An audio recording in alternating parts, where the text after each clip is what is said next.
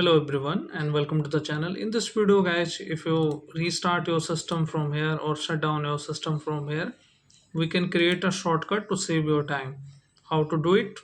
Right click on your desktop and then look for the options new and then click on shortcut. Now type this command carefully.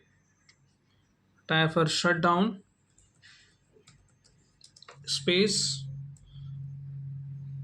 slash s space slash t space 0, and this will shut down your system. S stands for shutdown, and when you change it to R it will restart your system. Then click on next, and this is the shortcut created. You can even shut down it, just name it.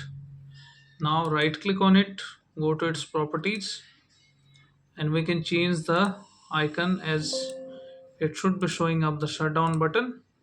Then click on apply, then click on advance and run as admin, tick the box. Now apply and then OK, and now right click and simply run it as admin, and this will instantly shut down your system.